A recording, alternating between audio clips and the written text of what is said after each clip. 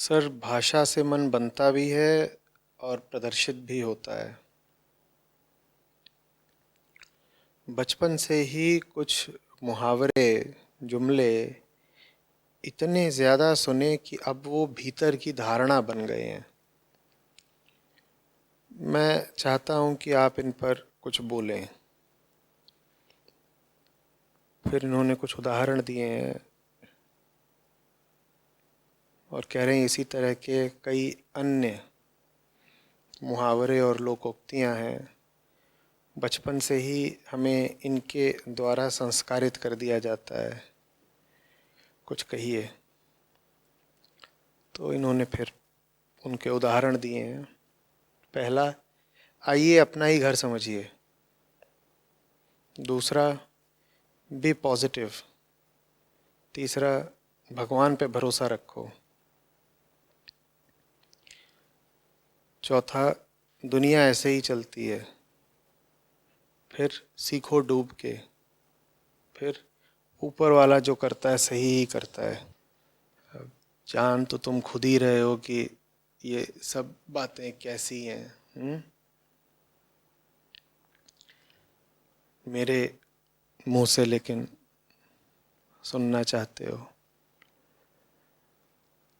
दिख भी रहा है कहीं गंदगी है तो साफ मुझसे करवानी है।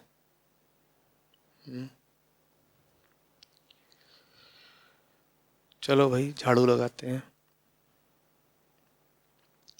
आइए अपना ही घर समझिए।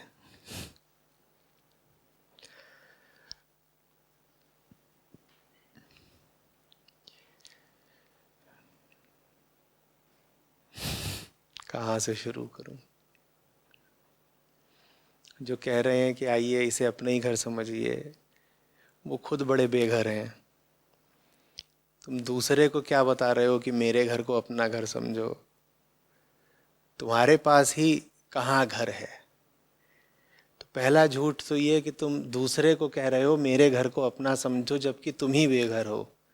और दूसरा झूठ ये कि दूसरे से तुम्हारा ऐसा कोई प्रेम नहीं है कि तुम अपनी कोई बड़ी कीमती चीज़ उसके साथ बांट लोगे। वो वाकई अगर तुम्हारे घर को अपना घर समझने लगे तो बड़ी दिक्कत हो जाएगी तुमको। तो तुम वास्तव में उसे मूर्ख बना रहे हो, धोखा ही दे रहे हो। तुम कह रहे हो आइए अपना घर समझिए। अब वो बेचारा अगर सीधा साधा हुआ तो वो तो कहेगा इन्होंने मुझे बहुत बड़ी चीज दे दी, इतना अपनापन, अपनी पूरी कोठी मेरे हवाले कर दी, तो बदले में मेरा भी कुछ कर्तव्य बनता है। फिर वो भी तुम्हें कोई बहुत कीमती चीज दे देगा। यही तुम चाहते हो। किसी से झूठ बोलने का कुछ ना कुछ मकसद तो होता है ना। जब तुम किसी से कहते हो कि आओ आओ, जैसे छोटे बच्चे करते हैं स्कूल के दिनों में। हम्म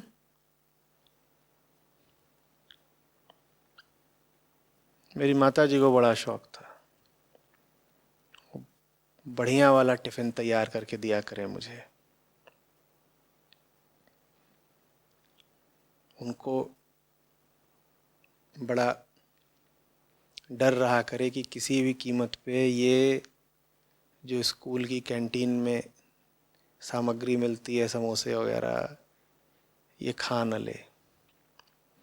वो तो खैर मैं वैसे भी नहीं ले सकता था, मुझे पैसे ही नहीं देते थे। तो सोचें कि कहीं किसी और के टिफ़िन का कुछ इसमें ना चला जाए, तो बढ़िया सामग्री वो मुझे दिया करें। तो बहुत सारे मेरे सहपाठी थे, वो कहा करें आओ प्रशांत, हमारा हमारा टिफ़िन आओ ना, बांटो ना, इसे अपना ही टिफ़िन समझो। बात समझ रहे हो ना? क्या एक ही दो थे जिनमें इतनी ईमानदारी या मासूमियत होती थी कि सीधे आकर के कहते हैं कि वो आधा सैंडविच दे दो प्रशांत। इतनी ईमानदारी एक दो में ही होती थी कि सीधे ही आके कह दें कि वो सैंडविच मुझे चाहिए। हाँ, वो कह देते थे तो मैं दे भी देता था। बाकी ऐसे नहीं कहते थे, बाकी अपना खोल के ले आते थे 2 सड़े सूखे हुए पराठे पिछली से पिछली रात के, जो उनकी अम्मा ने बिल्कुल ताजी प्याज की चटनी के साथ सुबह सुबह पैक कर दिए हैं। पूरे टिफिन में ताजा क्या है? प्याज की चटनी जो सुबह सुबह बनाई गई है। बाकी जो पराठे हैं वो पिछली से पिछली रात के हैं। वो मुझे वो बड़े सप्रेम भेंट करने आते थे, लो लो खाओ खाओ।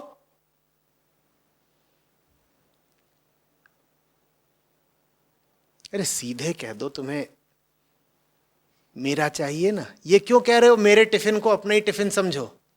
वैसे ये आइए मेरे घर को अपना ही घर समझिए। तुम्हारा घर उसका घर हो गया तो उसका धन तुम्हारा धन हो गया।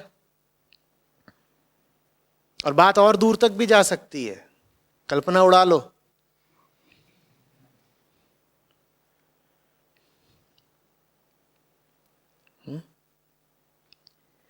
तो जिसको आप कहते हो ना व्यवहार, दुनियादारी,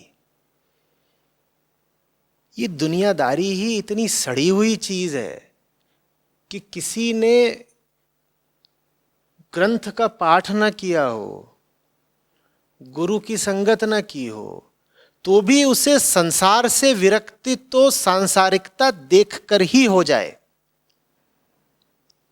दुनिया से मन उठने के लिए कोई तुमको परम ज्ञान होना जरूरी नहीं है। सब इतने सौभाग्यशाली होते भी नहीं है कि उनको बचपन से ही गीता मिल जाए या कोई ऐसा व्यक्ति मिल जाए जो उन्हें निर्देश दे, समुचित दिशा और दीक्षा दे। सबकी नहीं ऐसी किस्मत होती। लेकिन दुनिया में तो सभी होते हैं ना, दुनियादारी और चाल चलन दुनिया का तो सभी देख रहे हैं ना, वही काफी है। जो दुनिया के तरीके देख कर भी दुनिया से ऊब नहीं गया, दुनिया से विरक्त नहीं हो गया, दुनिया से चिढ़ सा नहीं गया, वो आदमी कैसा है?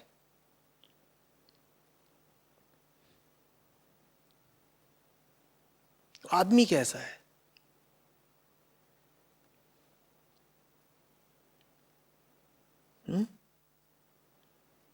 और छोटे बच्चे अक्सर इस बात को पकड़ लेते हैं। बहुत छोटे नहीं, पर अगर 8-10 साल के हैं, 12 साल के हैं तो पकड़ लेंगे। उनको दिख जाएगा तुरंत कि ये जो अभी आंटी जी आई थी ये कितनी फेक थी ना। उनको दिख जाएगा, उनकी मॉम को नहीं दिखता ये कैसे हो रहा है। छोटे बच्चों को बिल्कुल दिख जाता है कि ये तो आती हैं रीना आंटी और ये 1 नंबर की फेक है। घुसते ही लंबी लंबी फेंकेंगी, इधर उधर की बात करेंगी, कहना कुछ होगा कहेंगी कुछ और, कहीं पे निगाहें कहीं पे निशाना, कोई बात इनकी सीधी होती नहीं, इरादे इनके हमेशा नकली होते हैं, या ऐसे कह लो कि इरादे हमेशा निकृष्ट और तरीके हमेशा नकली होते हैं।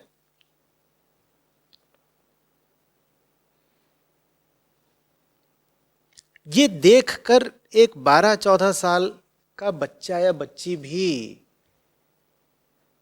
दुनिया से जरा बैरागी हो जाए कि यही अगर दुनियादारी है तो छोड़ो फिर।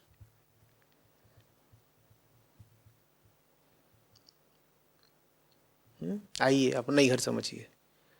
अभी घंटी बजी, दरवाजे पर टंडन भाई साहब थे, पॉप्स ने दरवाज़ा खोला, बोल रहे अरे आइए आइए टंडन जी अपना ही घर समझिए। और टंडन को सोफे पे बैठाया ड्राइंग रूम में, और अंदर आकर के लिविंग रूम में मॉम से बोलते हैं आ गया वो टंडन। बिल्कुल टंडन को स्वर्णाक्षरों से, शुभकामनाओं से आभूषित करते हुए, और टंडन का नाम इतने प्यार से लिया कि टंडन के पूरे कुल खानदान को याद कर लिया, खास तौर पे खानदान की स्त्रियों को। भाई हम टंडन से इतना प्यार करते हैं कि सिर्फ टंडन के नाम को क्यों सुसज्जित करें। जब टंडन को याद कर रहे हैं तो टंडन की पूरा, और जो घर का छोटा टिंकू है वो सब देख रहा है, करा अभी दरवाजे पे टंडन को बोले आइए अपने ही घर समझिए। और यहाँ माता जी के मेरे पास जाकर, माने मॉम्स के पास जाकर टंडन की मदर सिस्टर कर रहे हैं।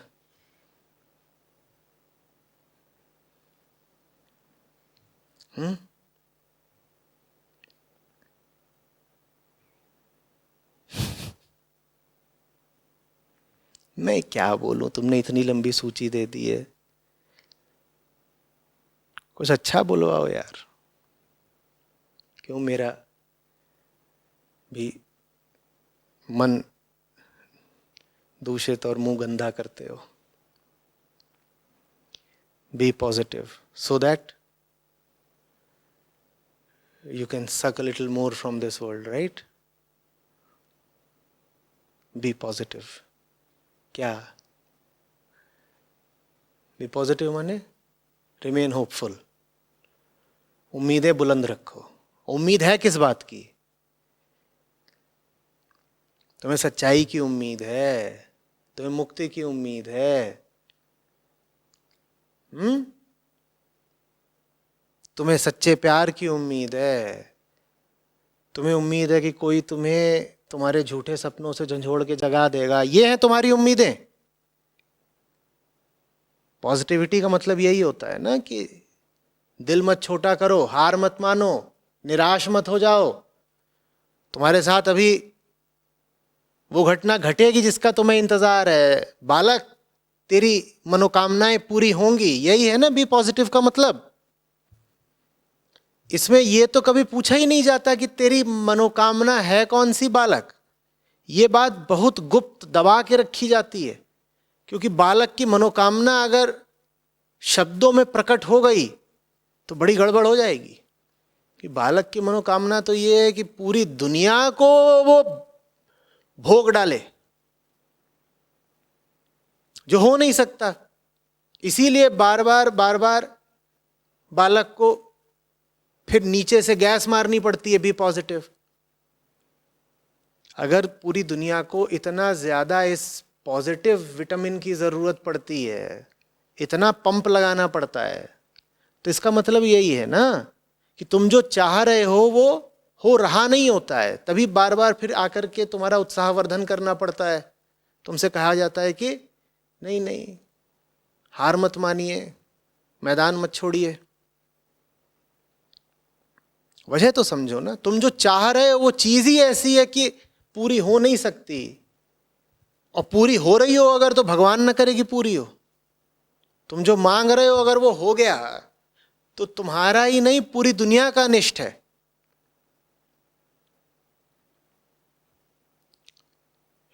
वास्तव में इस समय दुनिया को जिस चीज की सबसे ज्यादा जरूरत है वो है बी निगेटिव। बेटा तुम जो चाह रहे हो वो चाहने लायक नहीं है, मत चाहो। Be negative towards not only your desires but actually towards yourself. तुम्हारी कामनाएं भी मूर्खतापूर्ण हैं, क्योंकि सबसे पहले तुम मूर्ख हो। क्योंकि तुम्हें अपना ही कुछ पता नहीं, इसीलिए तुम सब अंट शंट चीजें चाहते रहते हो। तुम्हें नकारना पड़ेगा अपनी इच्छाओं को और अपने आप को भी। इसी को कहते हैं निगेशन।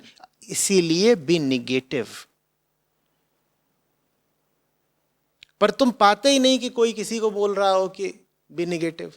बल्कि तुम्हें जब किसी को बुरा ठहराना होता है, किसी की बुराई करनी होती है, तो तुम कहते हो बड़ा निगेटिव इंसान है। इस दुनिया को और ज्यादा निगेटिव इंसान चाहिए। इस अर्थ में नहीं कि वो निंदा करते रहें, मजाक बनाते रहें वगैरह वगैरह, उस अर्थ में नहीं। इस अर्थ में कि वो तुम्हें तुम्हारी हस्ती का झूठ दिखाते रहें, वो नकारते रहें उन सब चीजों को जिनको तुम स्वीकारते रहते हो। उस अर्थ में नेगेटिव कह रहा हूं मैं।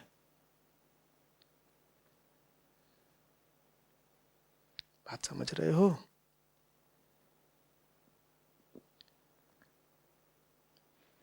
ये जो पॉजिटिविटी का कल्चर है, इसी ने पिछले 50-100 साल में पूरी दुनिया की दुर्गति कर दी है। पॉजिटिविटी को तो सोचते हो क्या, जो तुम्हें चाहिए वही इसको चाहिए, वही उसको चाहिए, वही उसको चाहिए, और तुम सबसे क्या कह रहे हो, बी पॉजिटिव, तुम सबको मिलेगा। चाह तुम क्या रहे हो, तुम भी यही चाह रहे हो कि भोगूं, कंजम्पशन। वो क्या चाह रहा है, मैं भी भोगूं, कंजम्पशन। वो भी क्या चाह रहा है, मैं भी भोगूं। और तुमने सबको पंप मार रखा है कि बी पॉजिटिव। नतीजा क्या होगा, तुम भी ज्यादा से ज्यादा कंज्यूम करोगे, तुम भी करोगे, तुम भी करोगे, तुम भी करोगे। और वो बेचारा जो 5वां, 6ठा, 7वां, 8वां है कतार में, वो अगर नहीं कर पा रहा तो वो भोगने के फिर नए नए तरीके निकालेगा। यही कर करके तो तुमने पृथ्वी को कहीं का नहीं छोड़ा ना। कहां गए सारे जंगल, वो बी पॉजिटिव की भेंट चढ़ गए। कहां गई वो लाखों प्रजातियां पौधों की, पक्षियों की, पशुओं की, कीट पतंगों की, जो विलुप्त हो गई और जो रोज विलुप्त हो रही हैं दर्जनों में, सैकड़ों में। कहां गई वो हमारी पॉजिटिविटी की आग में स्वाहा हो गई। अभी समझो तो कि पॉजिटिविटी का और कंजम्पशन का कितना गहरा अनन्य संबंध है। ये एक ही शब्द है, सकारात्मकता और भोगवादिता, ये बिल्कुल एक हैं। गौर से देखना, जिस भी को भी तुम कहोगे बड़ा पॉजिटिव आदमी है, वो किस बारे में पॉजिटिव है, कभी ये तो पूछ लिया करो। किस चीज को लेकर उसने मंसूबे बांध रखे हैं, क्या पाने की उम्मीद में वो पॉजिटिव बना ही हुआ है। कहते तो हो तुम कि देखो ये कभी अपना हौसला नहीं छोड़ता, इसके इरादे कभी नहीं टूटते, पर इरादे हैं क्या, बड़े कुत्सित इरादे हैं। गौर से उन इरादों की तो जांच पड़ताल करो। पर माहौल कुछ ऐसा बन गया है कि नहीं साहब, मूल मंत्र है जो तुम चाहते हो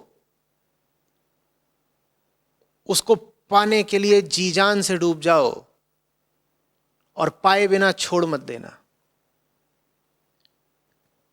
क्या है, उपनिषदों का बड़ा सुंदर मंत्र है, जिसको बाद में स्वामी विवेकानंद ने अपने शब्दों में भी कहा है, तो औपनिषदिक, लेकिन उसको ज्यादा प्रसिद्धि विवेकानंद द्वारा उच्चारित होने के बाद मिली।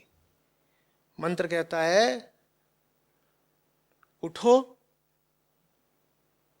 जागो, और जब तक लक्ष्य की प्राप्ति ना हो जाए रुको मत।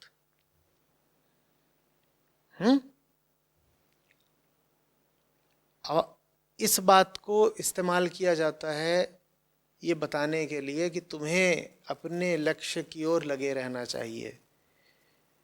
ये झूठे लोग इस बात को पूरी तरह छुपा जाते हैं कि जब उपनिषद ये श्लोक दे रहे हैं तो उनका तात्पर्य है कि एक ही लक्ष्य होता है, सत्य और आत्मा। विवेकानंद भी जब कह रहे थे कि stop not till the goal is achieved, तो किस गोल की बात कर रहे हैं? It's a goal with a capital G. वो बहुत बड़े लक्ष्य की बात कर रहे हैं, तुम्हारे लक्ष्य की बात थोड़ी कर रहे हैं कि पीछे के मोहल्ले की रिंकी छेड़नी है। उठो उठो उठो, अलार्म लगा के 5 बजे टहलने निकलती है, arise awake and stop not till the goal is achieved.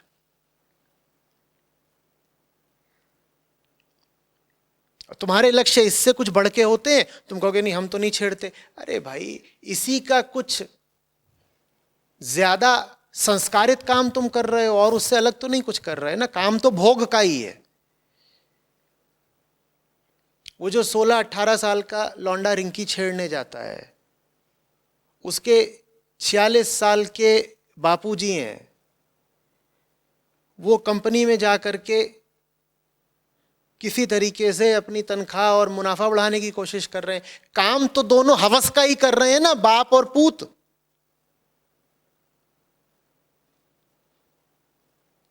पूत को हवस है रिंकी की, और बाप को हवस है पैसे की, और दोनों ने ही पॉजिटिविटी का मंत्रा पकड़ रखा है।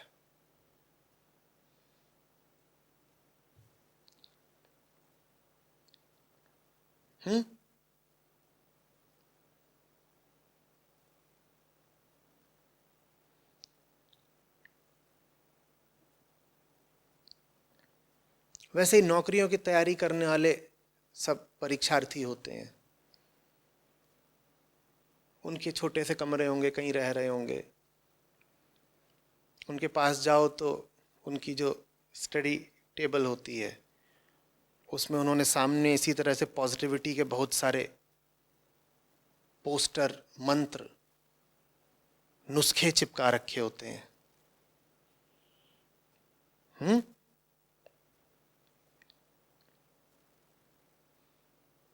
विवेकानंद को भी चिपका रखा होता है। अरे क्या वो हासिल करना चाहते थे, क्या तुम हासिल करना चाहते हो? वो चाहते थे कि देश में परिवर्तन आए, इसलिए उन्होंने घर छोड़ा, गृहस्थी त्यागी, और अंततः मेहनत करते करते जवानी में ही जिंदगी भी छोड़ दी। ये उनके इरादे थे। और तुम्हारा क्या इरादा है? तुम्हारा इरादा ये है कि जल्दी से किसी तरीके से सरकारी नौकरी मिल जाए, उसके बाद बढ़िया दहेज लेके किसी बड़े आदमी की बिटिया से फेरे हो जाएं, उसके बाद तोंद फुला के घर पे बैठेंगे, घूस खाएंगे, नाम चमकाएंगे। इरादों का अंतर तो समझो ना। उनकी कही बात तुम पर लागू कैसे होती है फिर, जब तुम दोनों के इरादे ही इतने अलग अलग हैं? उन्होंने बात किस आयाम में, किस दृष्टि से कही है, और तुम उनकी बात का किस आयाम में और किस मकसद के लिए इस्तेमाल कर रहे हो? अध्यात्म पॉजिटिविटी नहीं सिखाता, रियलिटी सिखाता है। अंतर समझो बात को। सत्य पॉजिटिव या नेगेटिव नहीं होता, सत्य तो सत्य होता है। पॉजिटिविटी की ज़्यादा ज़रूरत उन्हीं लोगों को पड़ती है जो काम ऐसे कर रहे होते हैं कि ज़िंदगी उनको बहुत निगेटिव प्रतिक्रियाएं दे रही होती है। जब ज़िंदगी से मार पड़ रही होती है, क्योंकि आप जी ही ऐसे रहे हो, आप हो ही ऐसे, आपकी हरकतें ऐसी हैं, तो फिर आपको बार बार अपने आप को पॉजिटिविटी या सकारात्मकता का नशा चखाना पड़ता है, बार बार बार बार। सच्चे आदमी को पॉजिटिविटी चाहिए ही नहीं, उसके लिए सच्चाई काफी है। उसको पता है वो क्या कर रहा है। वो कह रहा है कि अब नतीजा अपने पक्ष में आए या विपक्ष में आए, हमें तो करना ही यही है। हम इतना ज्यादा मर ही नहीं रहे हैं सकारात्मक परिणाम के लिए कि बार बार पॉजिटिविटी का मंत्र जपें। हम क्यों बार बार मांगे कि जीत मिले? भाई जीत नहीं भी मिली तो हमें करना तो वही है जो हम कर रहे हैं। 100 बार हार भी मिल गई तो हम पे फर्क क्या पड़ेगा? 100 बार हार मिली तो भी अगले दिन हम क्या करते नजर आएंगे?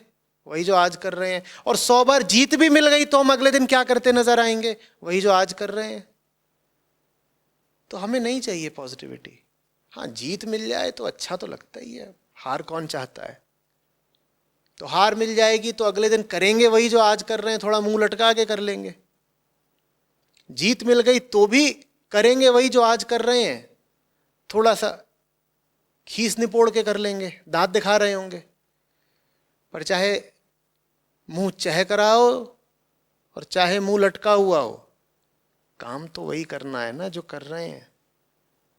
तो इतनी बड़ी चीज हमारे लिए नहीं है परिणाम कि हम परिणामों को लेकर के मंसूबे बांधे रहें और आशा की डोर से लटके रहें।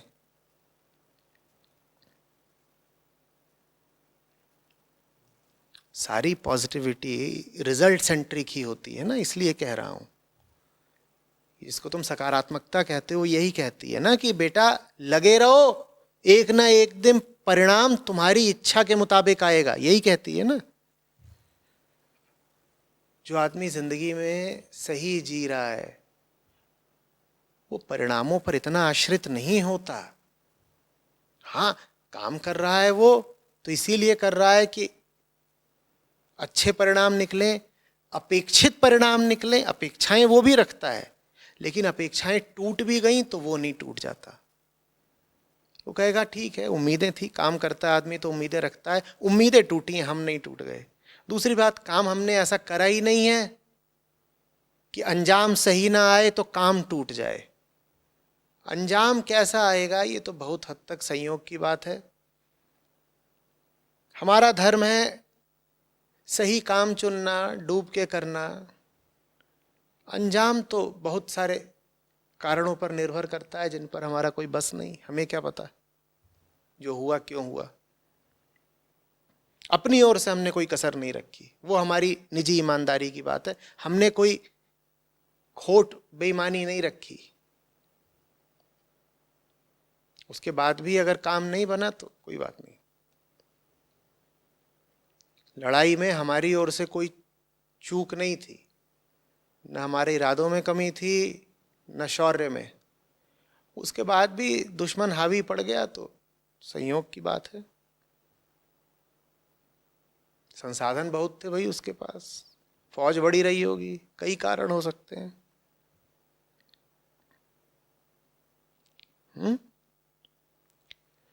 ऐसे ही और सब है। ये भगवान पे भरोसा रखो। भगवान पे क्या भरोसा रखो, भगवान कहीं बाहर थोड़ी बैठे हुए हैं कि तुम उन पे भरोसा करोगे और वो कहेंगे ठीक ठीक अब मेरे ऊपर छोड़ दे, मैं देख लूंगा।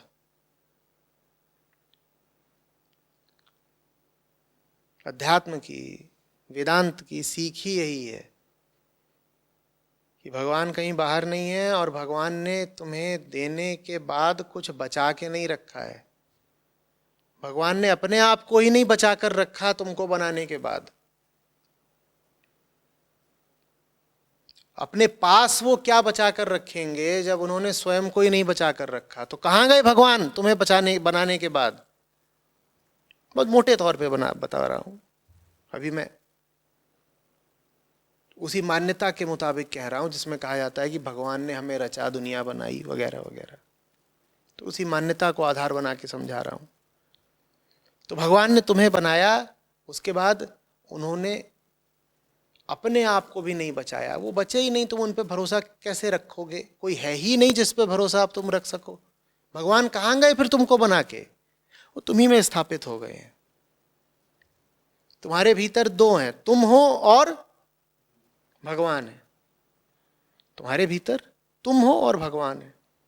तो अब तुम भरोसा किस पे रख रहे हो? तुम्हें अगर भरोसा रखना भी है तो स्वयं पे ही रखना पड़ेगा। दिक्कत बस ये है कि स्वयं नाम के दो हैं, तुम और भगवान।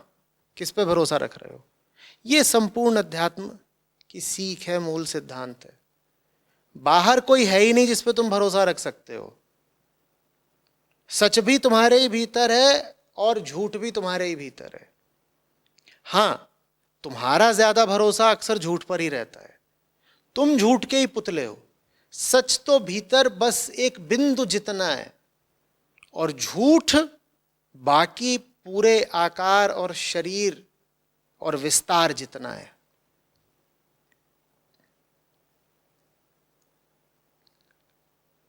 विकल्प हमेशा हमारे पास है कि हमें किस पर भरोसा करना है, किससे संचालित होना है, भीतर के भगवान से या अपने पूज्य शैतान से।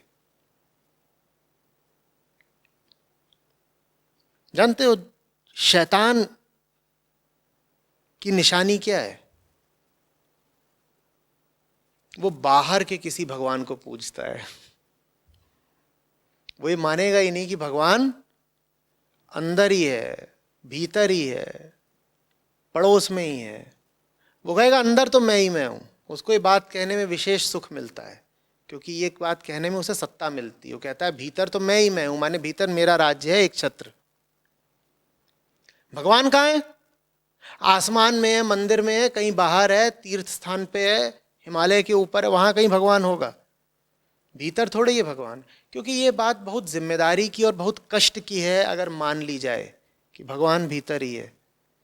अब तुम किसी और पे आश्रित नहीं हो सकते। बोध की शक्ति तुम्हें उपलब्ध है ना, वही भगवान है। विवेक की ताकत तुम्हें उपलब्ध है ना, वही भगवान है।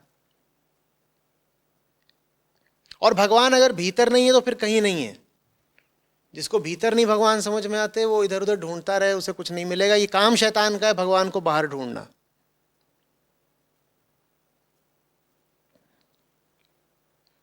भगवान पे भरोसा रखो।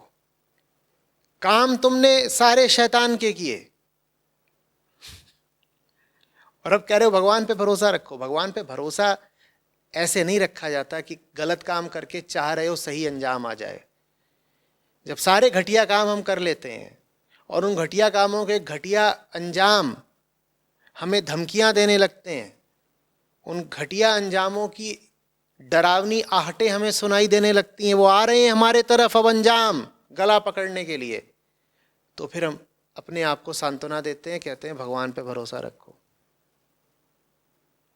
भगवान इसलिए नहीं है कि तुम्हारे घटिया कामों के भी वो तुम्हें सही अंजाम दे देंगे, कुछ माफ़ी वगैरह दे देंगे, तुम्हारे साथ किसी तरह की थोड़ी रियायत कर देंगे। भगवान इसलिए नहीं है। भगवान पे भरोसा रखो का मतलब है अपनी कमान भगवान के हाथों दो।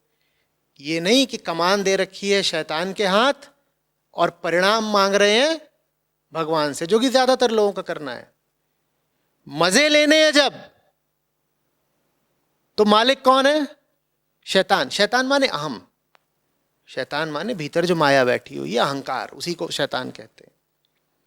तो मजे लेने के लिए राजा कौन है अपना? दोस्त कौन है अपना? शैतान। और मजे लेने के जब दुष्परिणाम आने लगे तो क्या बोलो? डरो नहीं इतना, घबराओ नहीं इतना, भगवान है ना, भगवान रक्षा करेगा। भगवान कहीं नहीं रक्षा उच्छा करते। उन्होंने तो तुम्हारे हाथ में आजादी दे दी है, विकल्प दे दिया है कि भाई तुम्हें मैं पसंद हूं मेरे पास आ जाओ, और तुम्हें मैं नहीं पसंद हूं तो। 18वां अध्याय है गीता का, 63वां श्लोक। पूरा गीता ज्ञान दे चुके अर्जुन को कृष्ण। उसके बाद जानते हो अंत में क्या बोलते हैं? यथा इच्छसि तथा कुरु। अब मुझे जो तुम्हें बताना था अर्जुन मैंने सब बता दिया, अब जैसी इच्छा हो बेटा वैसा करो। ये है निशानी भगवान की। सब बताने के बाद कह देते हैं यथा इच्छसि तथा कुरु। जबरदस्ती थोड़ी ही करेंगे। तुम्हें चुनना है, शैतान के पास जाना है या भगवान के पास जाना है। इतना बता देते हैं भगवान बाहर नहीं है, यहां तक कि शैतान भी बाहर नहीं है, हैं दोनों भीतर ही। तुम्हें चुनना है कि तुम क्या बन के जीना चाहते हो। तुम्हें चुनना है कि तुम्हारा हित किधर है।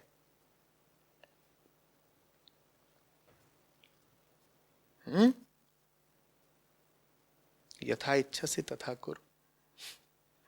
तुम्हें कौन रोक सकता है? जो मन में आए करो। हाँ, जब भुगतना तो ये मत कहना कि ये तो भगवान की मर्जी थी। भगवान की नहीं मर्जी थी, ये तुम और तुम्हारे भीतरी शैतान की मर्जी थी। भगवान पे आरोप मत डाल दिया करो। एक से एक घटिया काम करते हैं लोग, और जब पिटते हैं तो मैंने किसी को कहते नहीं सुना आज तक, हे शैतान तूने ये क्या किया। कभी सुना किसी को करते हुए? और मिल तुम्हें तुम्हारे कर्मों का ही फल रहा है, लेकिन कभी सुना है कि कोई चीख पड़ा हो, हे शैतान तूने ये क्या किया? लोग क्या चिल्लाते हैं? हे भगवान तूने ये किया। भगवान कह रहे हैं डिड आई? मैंने कब किया? करा तुमने और तुम्हारे उस बड़ी शैतान ने। और जब हो गया तो बोल रहे हो हे भगवान तूने ये क्या किया, मुझे तुम कुछ करने दे कहां रहे हो?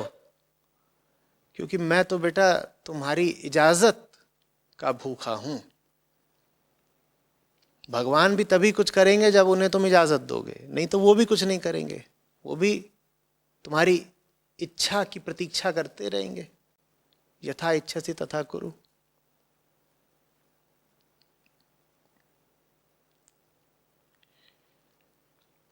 तो मुहावरा थोड़ा बदल लो। अब तुम्हारे साथ जो भी हुआ करे तुरंत चिल्लाया करो हे शैतान तूने ये क्या किया। इसी तरीके से जितने भी उपद्रव देखो जिंदगी में, तो ये ना कहा करो जल्दी से हे भगवान। अपने आप को संस्कारित करो बोलने के लिए हे शैतान। तुम भगवान के साथ चल रहे होते तो तुम्हें वो झटके लगते ही क्यों जिन पे तुम्हें बोलना पड़ता है हे भगवान। झटके लग रहे हैं इसका मतलब तुम भगवान पे चल ही नहीं रहे, चल ही शैतान पे रहे हो। तो जो तुम्हारा असली आका है उसी का नाम लिया करो, थोड़ी ईमानदारी की बात होगी।